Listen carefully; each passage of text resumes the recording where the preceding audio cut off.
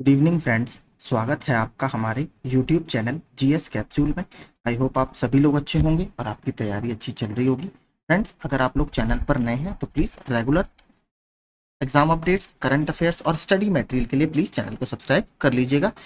इस वीडियो में हम UP triple S C junior assistant की जो बुक हम कवर कर रहे हैं उसका प्रैक्टिस सेट 19 देखेंगे और पहला सेक्शन हमारा हिंदी परिज्ञान और लेखन योग्यता का होगा। बाकी सारे प्रैक्टिस सेट्स आपको प्लेलिस्ट में मिल जाएंगे। इससे पहले मैं दो बुक्स ऑल कवर कर चुका हूं पिछली बार 1262 वाले में, यूथ कंपटीशन टाइम्स और ज्ञान मुद्रा। तो वो 25 प्रैक्टिस सेट भी प्लेलिस्ट बनाकर मैंने डाले हुए हैं, तो आप उनको भी हेल्प के लिए देख सकते हैं। चलिए शुरू करते हैं। भविष्य में होना वाला या भविष्य में होने वाले के लिए एक शब्द क्या है, तो इसके लिए होता है भावी। विगत मतलब जो जैसे विगत परीक्षाएं होती है जो पास्ट में हो चुका हो उसके लिए बोला जाता है। आंख का पर्यायवाची है तो लोचन, इसके अलावा चक्षु, दृग, नयन, नेत्र, ये सारे आपके आंख के कुछ अन्य पर्यायवाची हैं। पावक किसका है, ये आग का पर्यायवाची है। वसन ये कपड़े का, ठीक है, इसका वस्त्र भी होता है। अंबर भी होता है, ठीक है, अंबर। प्रभा आपका क्या होता है, चमक। आगे चलते हैं। निम्न में प्रेरणार्थक क्रिया किस में है, तो देखिए प्रेरणार्थक क्रियाएं सकर्मक और अकर्मक दोनों क्रियाओं से बनती हैं। तो इसमें जो जगाना है ये आपका प्रेरणार्थक क्रिया है। निम्न में सर्वनाम शब्द है, तो जो संज्ञा के स्थान पर शब्द यूज होते हैं उन्हें सर्वनाम कहा जाता है। और इसमें कौन है आपका, कुछ जो शब्द है, कुछ, कोई, इस तरीके के जो शब्द होते हैं ये अनिश्चयवाचक, ठीक है, अनिश्चयवाचक सर्वनाम। मैंने आपको बताया था सर्वनाम टोटल 6 टाइप के होते हैं। पुरुषवाचक सर्वनाम, निश्चयवाचक, अनिश्चयवाचक, संबंधवाचक, प्रश्नवाचक और निजवाचक। तो कुछ कोई ये अनिश्चयवाचक सर्वनाम के उदाहरण है। निम्न में कौन सा शब्द तद्भव है, तो देखिए चूर्ण ये आपका तत्सम शब्द है, इसका चूरन होता है तद्भव। छिद्र ये भी आपका तत्सम शब्द है, इसका छेद होता है। ज्ञान और छत, ज्ञान भी आपका क्या है, तत्सम शब्द है, और छत का क्या होता है, छत्र, ठीक है, छत का होगा आपका छत्र। आगे देखते हैं। हाँ, देखिए इसकी तरह छाता भी होता है, ठीक है, छाता। छाते की अगर बात करें तो छाते का क्या होगा, छत्रक, ठीक है, छत्रक, ये आपका छाते का तत्सम है। निम्न में कौन सा शब्द तत्सम है, आलस, आम, देखिए आम का तो आम्र होता है तत्सम, आम आपका तद्भव शब्द है। आग, आग का आपका होता है अग्नि। आसरा और आलस्य बचता है, तो इसमें अगर आप देखेंगे जो ऑप्शन ए है आलस्य, यही आपका तत्सम शब्द है, इसका क्या होगा, तद्भव आलस होगा। आगे चलते हैं। भलाई शब्द में प्रत्यय है, तो भलाई में आपका आई प्रत्यय है। आई शब्द से बनने वाले कुछ और शब्द मैं आपको बता देता हूं, जैसे लड़ाई है, पिटाई, खिंचाई, पढ़ाई, बुराई, चतुराई, कठिनाई, अच्छाई, विदाई, ये सब आपके बीपीएससी, राजस्थान पीसीएस और यूपीपीसीएस में पिछले वर्षों में पूछे गए। परिक्रमा में उपसर्ग है, तो उपसर्ग आपका जो पहले लगते हैं, तो परिक्रमा में आपको साफ दिख रहा है परि उपसर्ग है। परि उपसर्ग से बनने वाले जो शब्द पिछली परीक्षाओं में पूछे गए हैं वो हैं परिभ्रमण, परिक्रमा, परिणाम, परिधि, परिशीलन, परिच्छेद और परिमाण। इन सभी में आपका परि उपसर्ग है।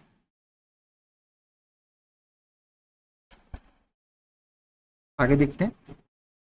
प्रतिमान में समास है, तो देखिए मैंने आपको बताया था जिसका पूर्व पद आपका अव्यय होता है वहां पर क्या होता है, अव्ययी भाव समास होता है। मैंने आपको इसके कई सारे और एग्जांपल देकर भी बताए थे, जैसे यथाशक्ति, ठीक है, यथार्थ, ये जितने शब्द होते हैं सारे अव्ययी भाव समास के उदाहरण है। तो प्रतिमान में आपका प्रति उपसर्ग लगा हुआ है और यहाँ पर आपका कौन सा समास होगा, यहाँ पर अव्ययी भाव समास होगा।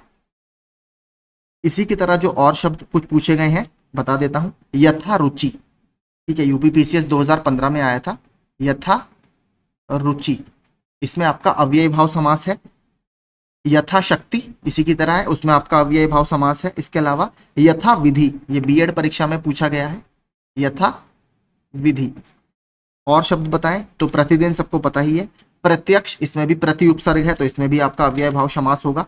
बारंबार, ये शब्द थोड़ा सा अलग है, बारंबार, ठीक है, इसमें भी आपका अव्यय भाव समास है। बेकाम, ये भी आया हुआ है।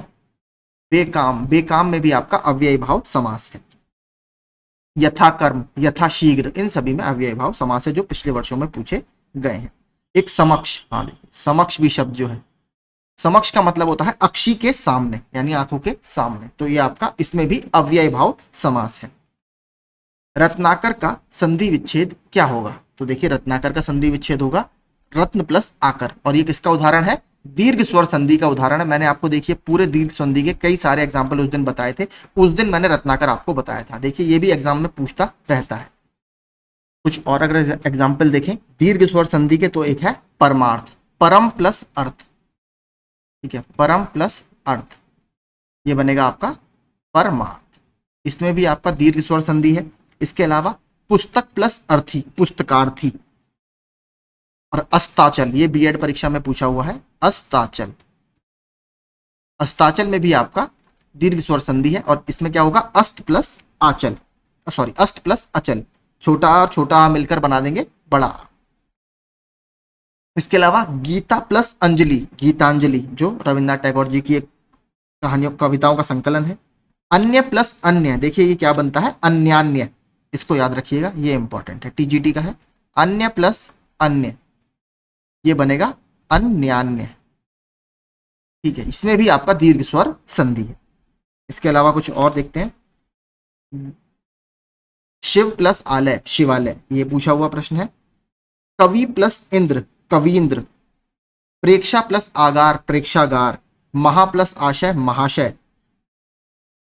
अधि प्लस ईक्षण, अधीक्षण। कपि प्लस इंद्र, कपींद्र, इन सभी में आपका दीर्घ स्वर संधि, ठीक है। तो ये कुछ और एग्जांपल मैंने आपको बता दिए। आगे चलते हैं। अब पढ़कर क्या होगा, इस वाक्य में कौन सी क्रिया है? तो अब पढ़कर क्या होगा में पूर्वकालिक क्रिया है, ऑप्शन सी। देखिए होता क्या है, जब कर्ता एक क्रिया समाप्त करके दूसरी क्रिया स्टार्ट करता है या प्रारंभ करता है, तब पहली क्रिया जो है वो पूर्वकालिक क्रिया कहलाती है, और जब दो क्रियाएं साथ साथ चलती हैं तो उसे संयुक्त क्रिया बोला जाता है, जो ऑप्शन बी में है। जैसे वह पढ़ने लगा, वह रोने लगा। जहां क्रिया दो कर्म के साथ प्रस्तुत होती है वहां पर द्विकर्मक क्रिया होती है। जैसे इसका अच्छा एग्जाम्पल आपको देता हूं, राधा ने गीता को गणित पढ़ाया, इसमें आपकी दो द्विकर्मक क्रिया है, तो यहां पर आपका जो है वो पूर्वकालिक क्रिया का ये उदाहरण है। और हाँ, ये प्रेरणार्थक क्रिया भी पूछता रहता है, ये भी बता देता हूं। देखिए जब कर्ता स्वयं क्रिया ना करके या स्वयं कार्य ना करके किसी दूसरे को कार्य करने के लिए प्रेरित करता है, तो वहां पर प्रेरणार्थक क्रिया होती है। तो जैसे पढ़वाना, खिलवाना, लिखवाना, पिलवाना, ये जो शब्द होते हैं सब प्रेरणार्थक क्रिया के उदाहरण है। कौटिल्य का विलोम शब्द क्या है? तो कौटिल्य का विलोम शब्द है आर्जव। ये बहुत इंपॉर्टेंट है, देखिए इसको रट लीजिए, बहुत पूछता है, ठीक है, आर्जव। और आर्तव का विलोम भी आ चुका है, इसका होता है अनार्तव, ठीक है, अनार्तव। और मृदुलता जो है, इसका अर्थ सिंपल है, इसका होता है कठोरता, ठीक है। तो ये आपके सब इंपॉर्टेंट कुछ शब्द है। सत्शास्त्र का उचित संधि विच्छेद निम्न में से कौन सा होगा? देखिए हमने पहले भी ये कवर किया है, तो इसका होगा सत प्लस शास्त्र, ठीक है, सत प्लस शास्त्र, तो ये आपका सत्शास्त्र का एग्जाम्पल है, और व्यंजन संधि का ये उदाहरण है, ऑप्शन डी। रौद्र रस का स्थायी भाव क्या है? मैंने आपको 9 के 9 रसों के स्थायी भाव बताए हैं, तो रौद्र रस का स्थायी भाव है क्रोध, ऑप्शन ए। और अद्भुत रस का स्थायी भाव क्या होता है? विस्मय, ये आपका अद्भुत रस का स्थायी भाव होता है। इसके अलावा बात करें, और भयानक रस का क्या है? भय, ये भयानक रस का है। और अगर बात करें उत्साह का, ये किसका स्थायी भाव है? तो ये वीर रस का स्थायी भाव, ठीक है। आगे चलते हैं। संरचना शब्द के लिए कौन सा पर्याय अनुचित है? तो कौन सा अनुचित है यहां पर? जो उद्भावना है ये आपका अनुचित यहां पर शब्द है। संघटना, रचना, विन्यास, विरचित, ये तीनों ठीक शब्द है। शिष्ट शब्द का विलोम क्या है? तो शिष्ट मतलब जो अच्छा होता है एक तरह से, इसमें बेसिकली शिष्य के लिए या एक अच्छे अभ्यर्थी के लिए यूज किया जाता है कि ये बहुत शिष्ट अभ्यर्थी है, शिष्ट बालक है। तो इसका जो विलोम होगा यहां पर क्या होगा? अशिष्ट, ऑप्शन ए। जिसको ईश्वर में विश्वास हो वो कहलाता है आपका आस्तिक। दिए गए वाक्य का वह भाग ज्ञात करें जिसमें कोई त्रुटि है। तो यहां से उठकर वे अपने घर को और मुड़ने ही वाले हैं या थे। तो देखिए यहां पर घर को और गलत है, घर की ओर आपका सही होगा, घर की ओर, ये आपका ठीक है। हाथ पांव फूलना, इस मुहावरे का क्या अर्थ होता है? इसका होता है आपका भय से घबराना। सही वर्तनी वाले शब्द का चयन करें, सभी पति गलत। यहां पर अ, देखिए ये भी गलत लिखा हुआ है, ये ऊपर बिंदु नहीं है, सभापति, ये आपका सही लिखा है, बिंदु यहाँ पर मत मानिएगा, ऑप्शन डी ही यहाँ पर सही होगा, अदरवाइज इसमें कोई भी सही नहीं होगा, क्योंकि संभापति क्या है, कुछ नहीं होता। अब देखते हैं पैसेज। इतिहास की एक लंबी प्रक्रिया ने भारत को अनेक प्रजातियों, कबीलों, भाषाई वर्गों तथा धार्मिक समुदायों की विशाल मातृभूमि बना दिया। विविध जातियों के परस्पर मिलन, सांस्कृतिक सम्मिश्रण, विविध विश्वासों के सह अस्तित्व तथा धार्मिक एवं पंथ निरपेक्ष विचारधाराओं के परस्पर विरोधी प्रभावों से यहाँ समाज का एक आकर्षक समन्वित स्वरूप उभरा। इन्हीं विषमताओं के कारण भारत को कभी कभी अनेक विरोधाभासों का देश कहा जाता है। इसके विशाल महाद्वीपीय आकार, निरंतर बढ़ती हुई जनसंख्या और व्यापक सामाजिक तथा सांस्कृतिक विविधता के कारण विरोध और विद्वेष के अनेक बिंदु उभर कर आते हैं। भारत अद्भुत रूप से सामंजस्य और सहमति का देश है, इसीलिए इसके इतिहास में विभिन्न वर्गों के परस्पर मेल मिलाप एवं सहमति के युग भी रहे हैं और तनाव तथा संघर्ष के भी। किंतु भारत का जो स्वरूप हमारे सामने प्रमुख रूप से स्पष्ट होता है वह निरंतरता के साथ साथ परिवर्तनशीलता का सहयोग, सहिष्णुता और उसके बढ़कर पारस्परिक निर्भरता का है। वास्तव में आत्मसात करने और समन्वय करने की क्षमता ही भारत की सभ्यता तथा प्रतिभा की विशिष्ट पहचान है। अब देखते हैं इससे संबंधित प्रश्न। इनमें से कौन सा शीर्षक इस गद्यांश के लिए उपयुक्त होगा? तो सामंजस्य और सहमति का देश भारत, ऑप्शन बी। 22वां, गद्यांश के रचनाकार के अनुसार भारतीय संस्कृति की सबसे बड़ी विशेषता क्या है? तो सबसे बड़ी विशेषता है कि पारस्परिक निर्भरता का समन्वय, ऑप्शन डी। गद्यांश में प्रयुक्त आत्मसात शब्द का क्या अर्थ है? तो देखिए आत्मसात का अर्थ होता है अपने अस्तित्व को भुलाकर दूसरे में घुल जाना, ऑप्शन सी। अलग अलग जातियों के मिलन, सांस्कृतिक मिश्रण, विविध विश्वासों के सह अस्तित्व तथा धार्मिक एवं पंथ निरपेक्ष विचारधाराओं के परस्पर विरोधी प्रभावों से भारतीय समाज का कैसा स्वरूप उभर कर आया है? तो एक आकर्षक समन्वित स्वरूप उभर कर आया है। इतिहास की लंबी प्रक्रिया ने भारत को क्या बना दिया है? तो इतिहास की लंबी प्रक्रिया ने भारत को विभिन्न समुदायों की मातृभूमि बना दिया है, ऑप्शन ए। नीचे दिए गए विकल्पों में से कौन से शब्द जातिवाचक संज्ञा को दर्शा रहे हैं? तो इसमें कौन से शब्द? बालक और पशु, देखिए ये पूरी जाति को दर्शा रहा है। ताजमहल स्पेसिफिक है, विशिष्ट ताजमहल को दर्शा रहा है। शाहजहां प्रॉपर उस नाम को दर्शा रहा है, लेकिन बालक पूरी बालक जाति का बोध करा रहा है, पशु पूरे पशुओं की जाति का बोध करा रहा है। शब्द युग्म के लिंग निर्धारण डैश शब्द के आधार पर होता है। तो इसका उदाहरण या जो निर्धारण करते हैं हम वो किसके आधार पर करते हैं? वो अंतिम शब्द के आधार पर करते हैं, ऑप्शन बी। जैसे इकारांत शब्द हमने उस दिन देखा था। आगे चलते हैं। कनय शब्द का बहुवचन क्या है? तो कनय शब्द का जो बहुवचन है, ये माफ कीजिए गलत प्रिंट है, कन्या है ये, ठीक है, कन्या। कन्या शब्द का बहुवचन है आपका कन्याएं, ऑप्शन ए। 29वां, निम्नलिखित में से कौन सा विकल्प अधिकरण कारक के अंतर्गत आता है? तो अधिकरण जिसका कोई आधार हो, अधिकरण में आपका में और पर विभक्ति कारक का यूज किया जाता है। तो इसमें छत पर चारपाई नहीं है, अधिकरण में और पर, यह विभक्ति इसका चिन्ह होता है या विभक्ति कारक होता है। तो इसमें ऑप्शन बी में आपका यही कारक है। कोई जूते चुरा रहा है, रेखांकित शब्द में कौन सा सर्वनाम है? मैंने आपको बताया था कुछ और कोई, ये क्या होते हैं आपके अनिश्चयवाचक सर्वनाम के उदाहरण है, इंपॉर्टेंट है। सामान्य बुद्धि परीक्षण के आंसर बता देता हूं। 31वें का है डी, 32वें का सी, 35वां देखते हैं। आकृति को मिलान करना है हमें, कौन सी अंतर्निहित है? 33 का आंसर है बी।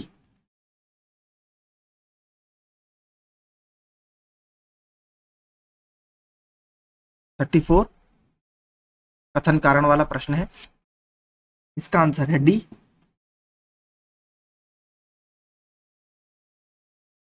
35, इसका आंसर है D. 36, option B. 37, option C. 38 फिर वही कथन कारण वाला प्रश्न है, इसको देख लेते हैं। 38 का है ऑप्शन डी, केवल 3 अनुसरण करता है। प्रश्न आप देख लीजिए, पॉज कर आप सॉल्व कर लीजिएगा। वैन आरेख 39वां, ऑप्शन सी। 40वां,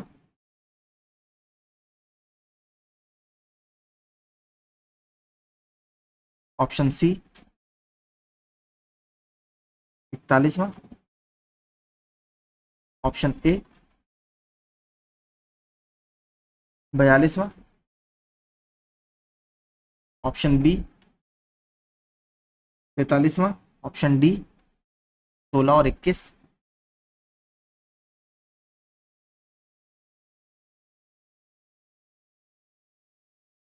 44वां, option D.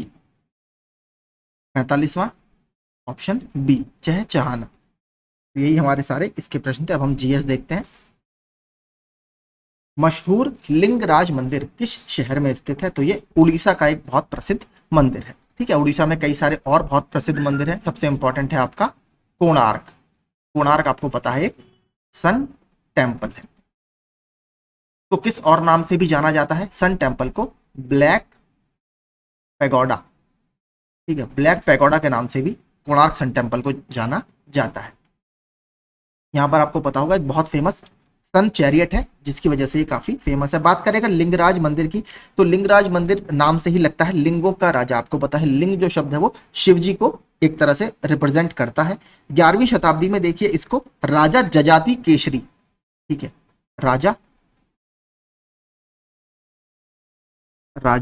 जजाति, JAJATI, जजाति केसरी, ठीक है, इसके द्वारा बनवाया गया था 11वीं सेंचुरी में, 11वीं सदी में।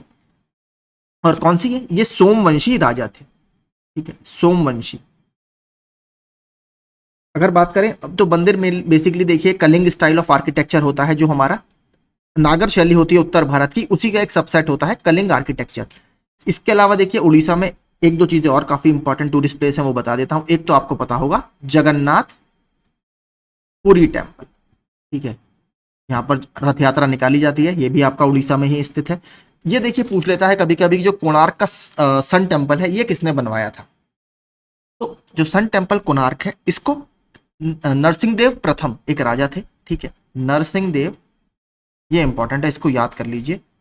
नरसिंहदेव प्रथम, जो कि गंगा वंश के या ईस्टर्न गंगा डायनेस्टी, उस समय कलिंग यानी जो उड़ीसा था उसको पहले कलिंग के नाम से जाना जाता था, वहां पर राज किया करती थी। तो ये कुछ इससे संबंधित फैक्ट होगा। देखिए उड़ीसा में एक और केव्स बहुत इंपॉर्टेंट है, गुफाएं बहुत इंपॉर्टेंट है, वो पूछता रहता है।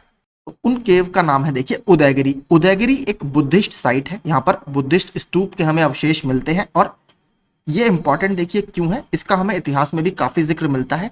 इसके आसपास कुछ और साइट है, एक है रत्नागिरी, ठीक है, रत्नागिरी, और एक है ललितगिरी, ठीक है। तो उदयगिरी, रत्नागिरी और ललितगिरी ये तीनों मिलकर बनाते हैं उड़ीसा का डायमंड ट्रायंगल, ठीक है। तो अगर आपसे पूछे डायमंड ट्रायंगल में कौन कौन सी साइट्स आती हैं, तो ये 3 साइट्स उसमें आती हैं, उदयगिरी, ललितगिरी और रत्नागिरी। एक बार ये पूछ लिया था, आपको पता होगा जो कलिंग का युद्ध हुआ था, उड़ीसा को पहले कलिंग के नाम से जाना जाता था, अशोक ने कलिंग का युद्ध किया था। जब अशोक ने कलिंग को जीता तो उस समय राजधानी इसकी क्या बनाई गई थी? तो राजधानी थी इसकी तोसाली। इसको याद रखिएगा, तोशाली या तोसाली उस समय कलिंग की राजधानी थी, और बहुत उस समय काफी इंपॉर्टेंट ये स्टेट हुआ करता था। यहां का देखिए अब कलिंग का ही एक राजा बहुत फेमस है, खारवेल, ठीक है, किंग खारवेल या खारवेल। इनसे भी काफी प्रश्न बनते रहते हैं। खारवेल का एक इंस्क्रिप्शन है हाथी गुम्फा इंस्क्रिप्शन। हाथी गुम्फा शिलालेख से हमें काफी चीजें पता लगती हैं। और भारतवर्ष, ठीक है, जो भारतवर्ष हम बोलते हैं, हाथी गुम्फा इंस्क्रिप्शन में हमें भारतवर्ष भी देखने के लिए मिलता है। और उसमें यह भी बताया गया है कि एक टाइम पर ये महापद्मनंदा, जो चंद्रगुप्त मौर्य से वहां पर पहले नंद वंश हुआ करता था, उनके राज्य का भी ये भाग हुआ करता था। और जो खारवेल है ये जैन धर्म के काफी बड़े उपासक थे, तो जैन धर्म को इन्होंने काफी प्रमोट किया था। तो हाथी गुम्फा इंस्क्रिप्शन याद रखिएगा, खारवेल से संबंधित है। एक बार ये पूछ लिया था कि जो खारवेल है ये कौन सी डायनेस्टी या कौन से वंश से संबंधित है, तो ये थे चेदी महामेघ वाहन, महामेघ वाहन डायनेस्टी या महामेघ वाहन, चेदी महामेघ वाहन वंश के ये राजा हुआ करते थे। तो इससे संबंधित ये कुछ फैक्ट्स हो गए जो लगातार पूछता रहता है। आई थिंक ये काफी चीजें आपको क्लियर हो गई होंगी। और अगर मैं इसको करंट से रिलेट कर बताऊंगा आपको पता होगा भी, जो बीजू जनता दल था उड़ीसा में वो हार गया, इस बार भारतीय जनता पार्टी की सरकार बनी है। उड़ीसा के नए चेयरपर्सन चीफ मिनिस्टर कौन बने हैं? मोहन चरण मांझी। और वहां की जो स्पीकर बनी है उनका नाम क्या है? उनका नाम क्या है? सुरमा पाड़ी। ठीक है, सुरमा पाड़ी, ये वहां की अभी स्पीकर बनी है, सेकंड फीमेल स्पीकर है वहां की। इनसे पहले एक और रह चुकी हैं, प्रमिला मलिक। ठीक है, प्रमिला मलिक जी इनसे पहले वहां की स्पीकर रह चुकी है, तो इस बार इनको चुना गया है। आगे चलते हैं। निम्न में से कौन सा एक संक्रामक रोग नहीं है? टीबी आपका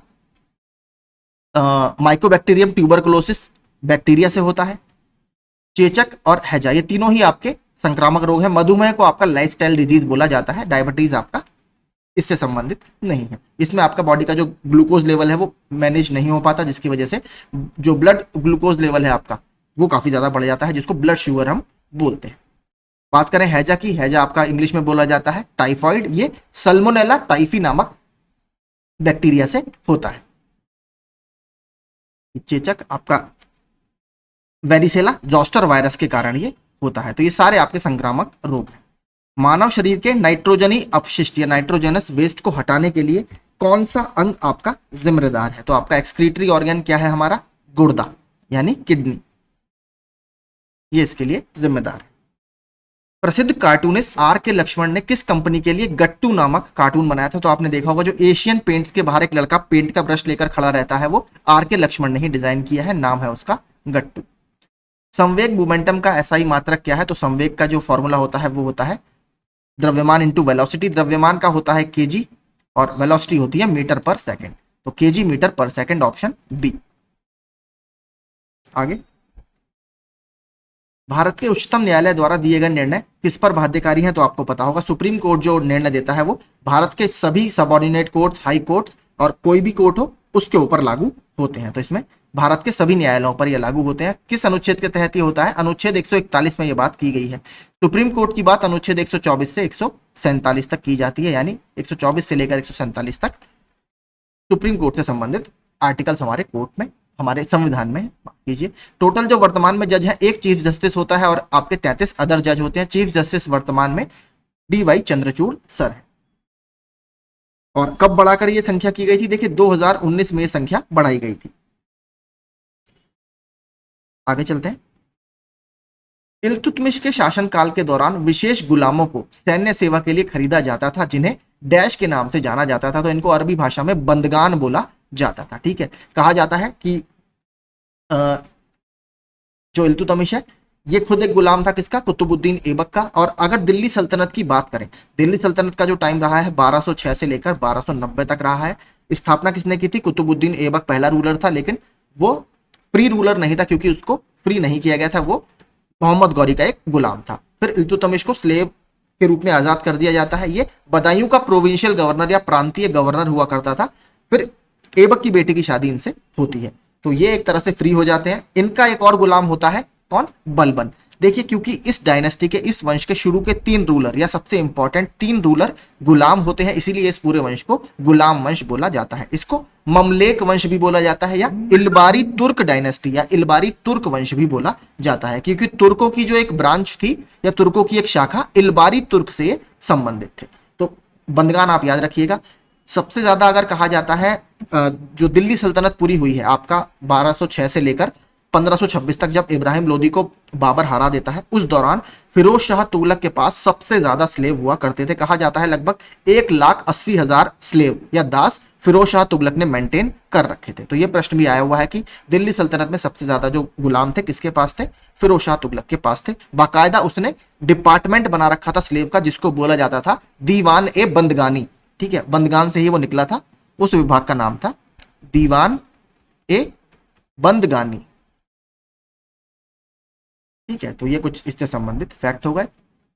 इक्ता देखिए कुछ नहीं होता था, जैसे मैं आपको बता देता हूं, मान लीजिए जहां जहां ये लोग टेरिटरी जीतते जाते थे या क्षेत्र का विस्तार करते थे, राजाओं को हराते थे, तो उस एरिया को इक्ता में बांट दिया जाता था। ठीक है, इक्ता वहां पर, और जो इक्ता का होल्डर होता था उसे इक्तादार बोला जाता था। वो वहां से जो रेवेन्यू कलेक्ट कर कर, जो मेन रूलर होता है जैसे इल्तुतमिश था उस समय, तो इल्तुतमिश को ये वापस पैसे दिया करता था उस इक्ता के। तो इक्ता का होल्डर इक्तादार होता था, तो ज्यादातर एक मिलिट्री कमांडर हुआ करता था।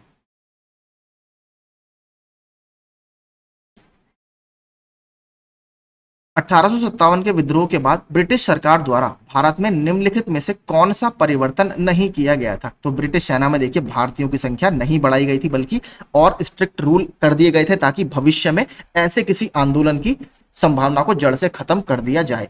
और आप यकीन मानिए 1914 तक कोई भी भारतीय सैनिक सूबेदार की रैंक से ऊपर नहीं जा सकता था। इसके बाद इन्होंने क्या किया था, 1857 की क्रांति के बाद जितने भी मेन मेन विभाग थे या जो उसमें मुख्य पद थे, जैसे घुड़सवारी का या इसके अलावा जो तोपखाना वगैरह हुआ करता था, उसमें जो मेन आपका कंट्रोल होता था वो ब्रिटिशर्स के हाथ में ही होता था। तो ये इन्होंने बल्कि चेंज किया, भारतीयों की संख्या बढ़ाई नहीं गई थी, बल्कि और कंट्रोल भारतीयों के ऊपर किया गया था।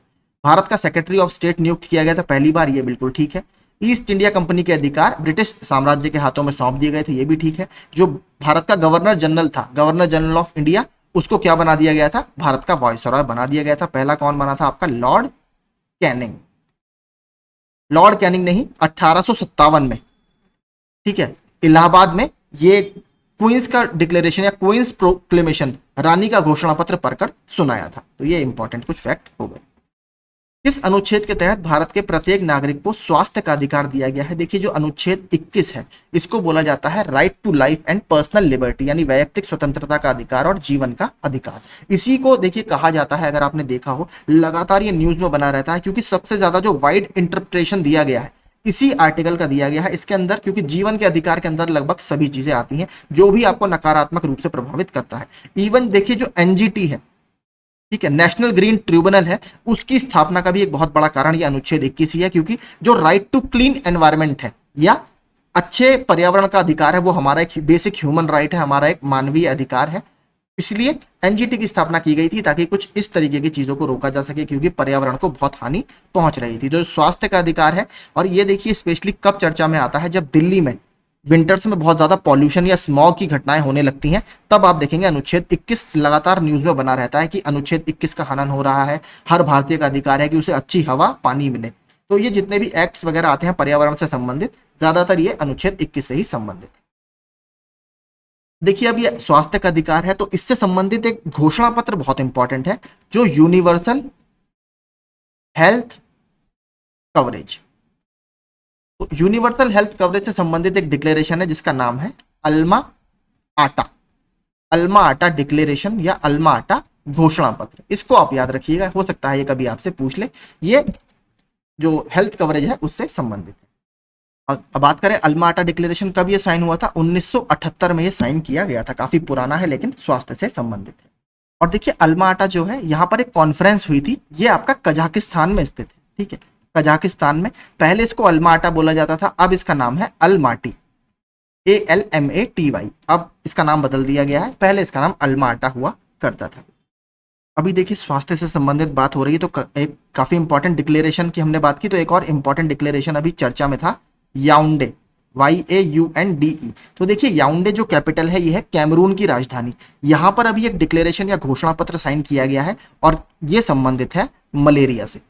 आपको पता है कैमरून अफ्रीकी देश है, अफ्रीका में मलेरिया का जो खतरा है या प्रकोप है काफी ज्यादा रहता है, तो उससे संबंधित ये डिक्लेरेशन है, करंट अफेयर्स में भी ये बना हुआ था। तो याउंडे घोषणा पत्र याद रखिएगा, मलेरिया से संबंधित है, अल्मा आटा हेल्थ कवरेज से या स्वास्थ्य से संबंधित है।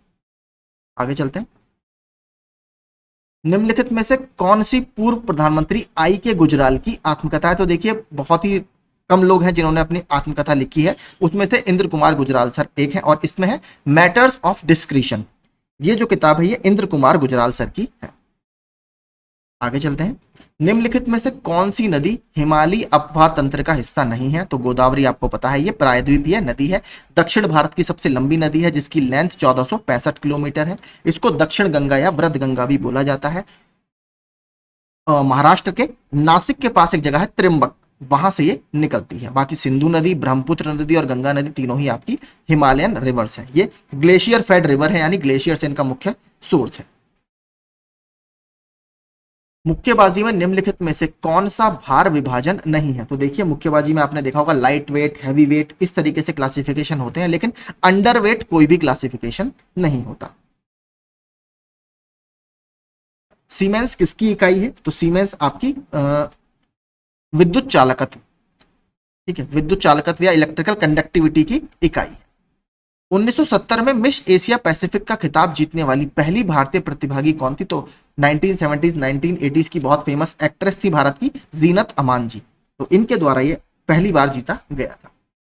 बेहद कम घनत्व वाली गैस को बहुत ही कम तापमान पर ठंडा करने के लिए बने पदार्थ की अवस्था को क्या कहते हैं? तो इसको बोलते हैं बोस-आइंस्टीन कंडेंसेट। देखिए जो जल का वाष्प में बदलना आपको पता है वाष्पीकरण कहलाता है, और वाष्प का पुनः जल में बदलना कंडेंसेशन या संघनन कहलाता है। तो ये बोस-आइंस्टीन कंडेंसेट जो होता है, ये जो बहुत लो डेंसिटी वाली गैसेज होती हैं उसको जब आप बहुत ही कम टेम्परेचर पे ठंडा करते हैं तो वो जो कंडेंसेट बनता है या जो वो जो फेज आता है, अवस्था आती है, उसको बोस-आइंस्टीन कंडेंसेट बोला जाता है।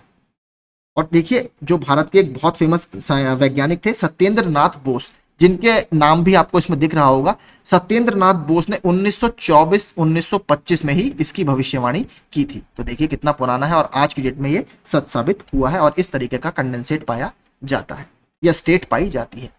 बात करें अगर देखिए एक यहां से प्रश्न में दिख रहा होगा बहुत कम तापमान पर ठंडा करना। तो देखिए जो साइंस होती है अल्ट्रा लो टेम्परेचर्स की, ये प्रश्न आपका आया हुआ है कि science of ultra low temperature is known as, यानी बहुत ही कम तापमान के विज्ञान को किस नाम से जाना जाता है? तो इसको जानते हैं क्रायोजेनिक्स। ये आप याद रखिएगा, ठीक है, क्रायोजेनिक्स। आगे चलते हैं। ये जो सब्जेक्ट है मतलब क्रायोजेनिक्स के अंतर्गत हम बहुत लो टेम्परेचर पर जो मटेरियल बिहेव करता है उसकी स्टडी करते हैं। धार्मिक ग्रंथ त्रिपिटक किस धर्म से संबंधित है? तो त्रिपिटक आपके बौद्ध धर्म से संबंधित 3 ग्रंथ हैं। जब भगवान बुद्ध की मृत्यु हो जाती है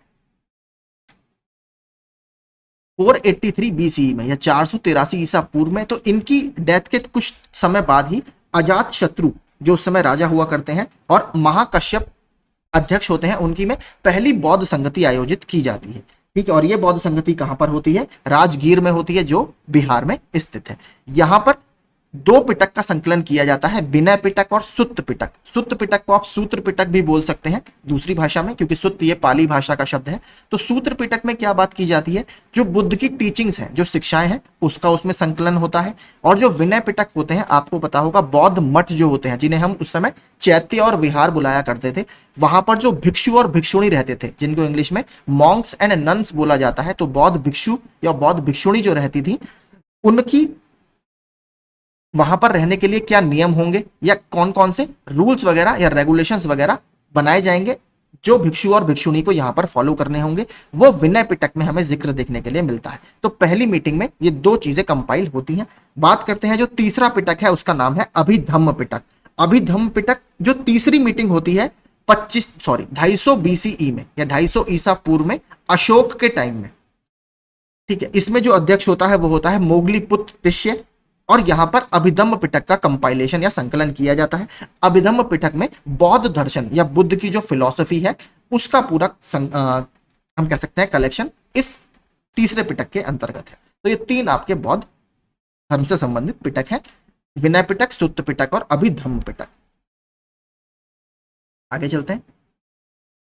और बौद्ध धर्म से संबंधित 3 रत्न किसे बोला जाता है?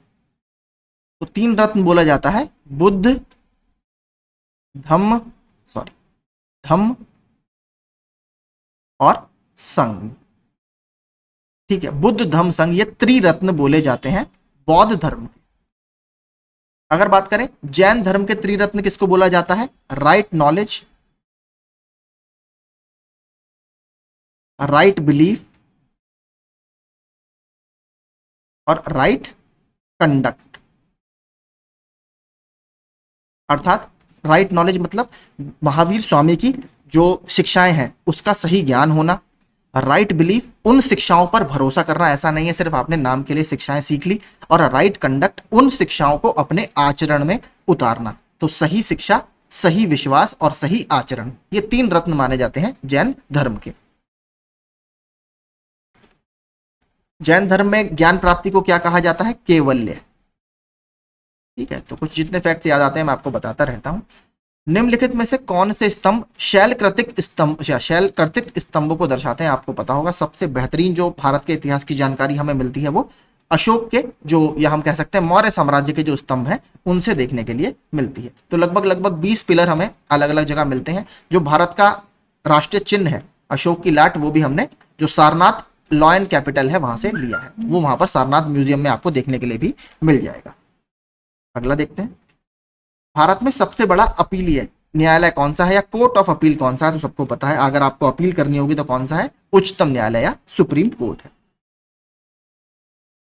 किस शिक्षा आयोग ने यह तर्क दिया था कि यूरोपीय शिक्षा से भारतीयों के नैतिक चरित्र का उत्थान होगा या मॉरल कैरेक्टर का उत्थान होगा? तो किसने कहा था ये? जो वुड्स डिस्पैच आया था 1854 में, जिसको क्या बोला जाता है? Magna carta of English education. Magna carta of English education in India, Bharat में 1854 का जो वुड्स डिस्पैच आता है इसमें यह बात की गई थी।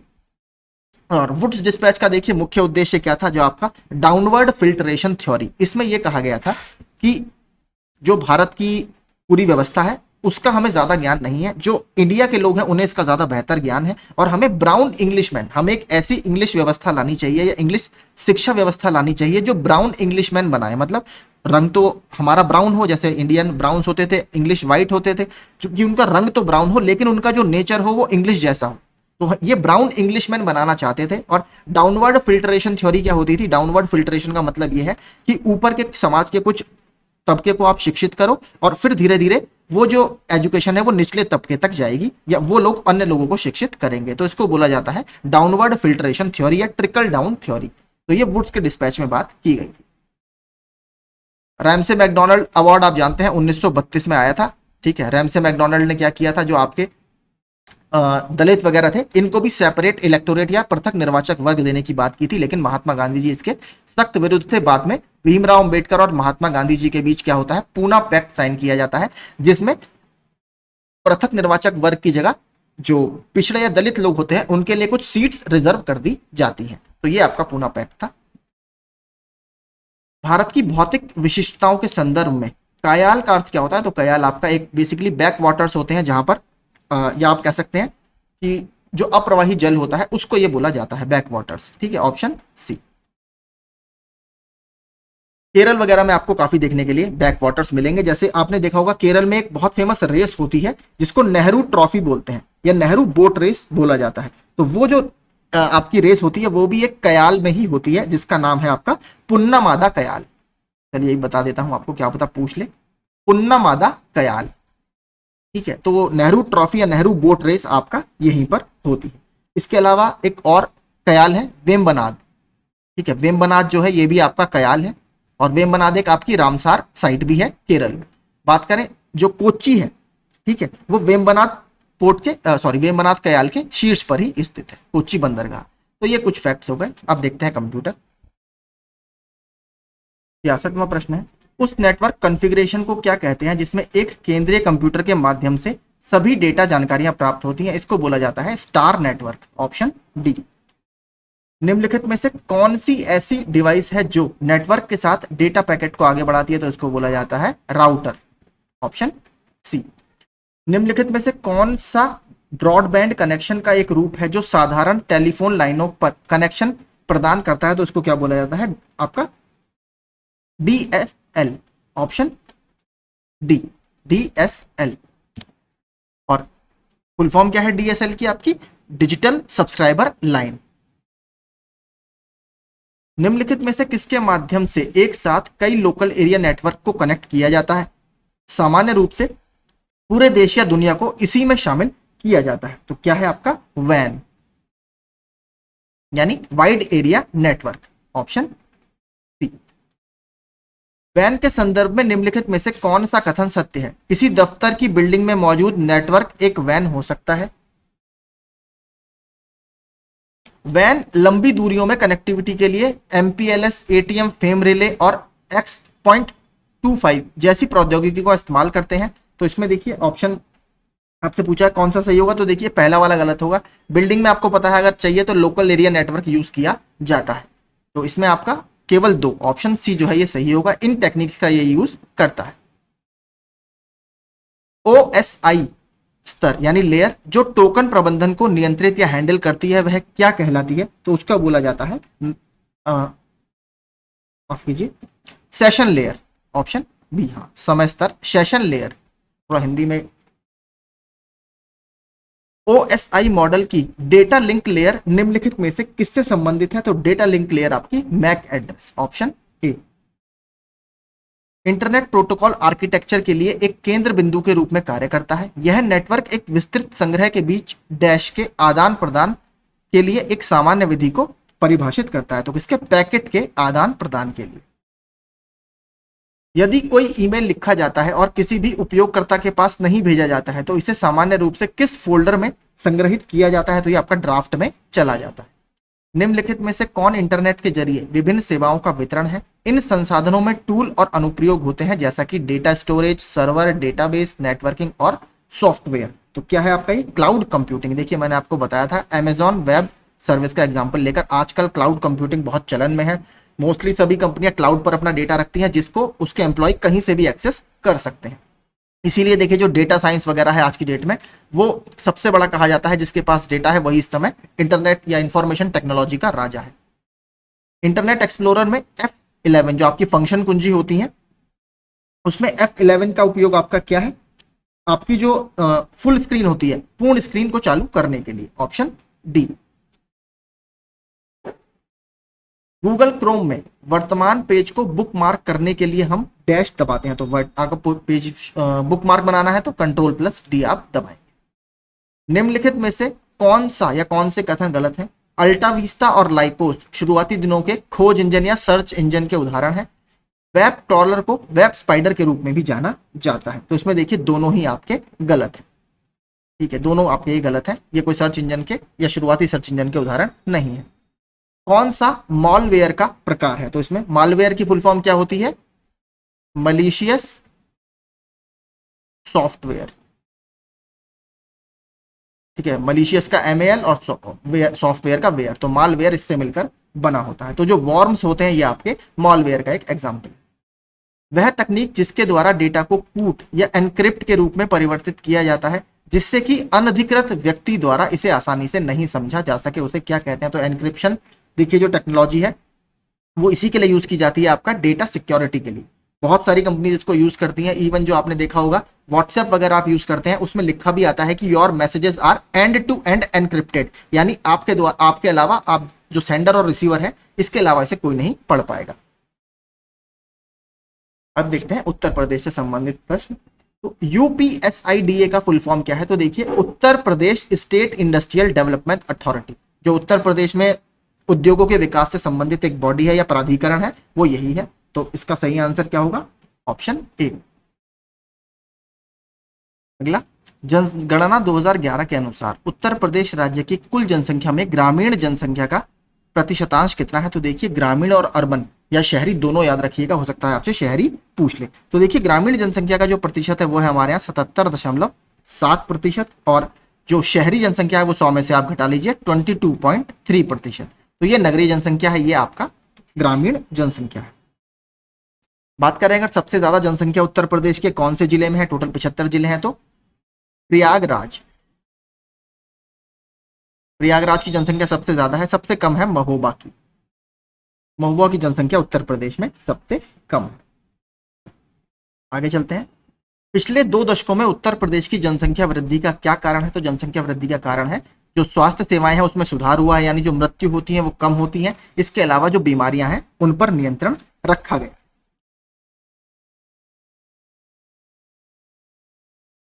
स्वावलंबन योजना निम्नलिखित में से किस उद्देश्य की पूर्ति करती है, तो जो स्वावलंबन योजना है ये बेसिकली महिलाओं के लिए एक प्रशिक्षण, हम कह सकते हैं ट्रेनिंग और स्किल प्रोवाइड कराने के लिए उनके लिए कार्यक्रम है। तो महिलाओं को प्रशिक्षण एवं कौशल प्रदान करना, ऑप्शन डी। उत्तर प्रदेश राजस्व कोड यानी revenue code of Uttar Pradesh निम्नलिखित में से किस वर्ष स्थापित किया गया था? तो ये 2006 में स्थापित किया गया। उत्तर प्रदेश का बायोटेक्नोलॉजी पार्क कहां पर है? सिंपल है, ये लखनऊ में स्थित है। जौनसारी माफ कीजिए, उत्तर प्रदेश की निम्नलिखित जनजातियों में से कौन बहुविवाह व्यवस्था को आश्रित करती है? तो देखिए जौनसारी जो ट्राइब है ये बहुव्यवस्था को आश्रित करती है। ये बेसिकली वैसे तो देखिए उत्तराखंड की मुख्य जनजाति है। इसके अलावा देखिए बात करें जो बुक्सा जनजाति है, ठीक है, बुक्सा, ये भी कुछ हद तक हम कह सकते हैं कि बहुविवाह और विधवा विवाह को मानती है। ये आपकी कहां पर मिलेगी? आपको बिजनौर और आगरा में देखने के लिए मिलेगी बुक्सा जनजाति, लेकिन मुख्य रूप से जौनसारी इसका आंसर होगा। जो कवियत्री है महादेवी वर्मा, इनका जन्म उत्तर प्रदेश के किस शहर में हुआ है? महादेवी वर्मा जी का जन्म हुआ है उत्तर प्रदेश के फर्रुखाबाद में। महादेवी वर्मा की कुछ इंपॉर्टेंट रचनाओं की बात कर लेते हैं। सांध्य गीत है, क्षणदा, ये बहुत इंपॉर्टेंट है, ठीक है, ये पूछता भी रहता है, क्षणदा।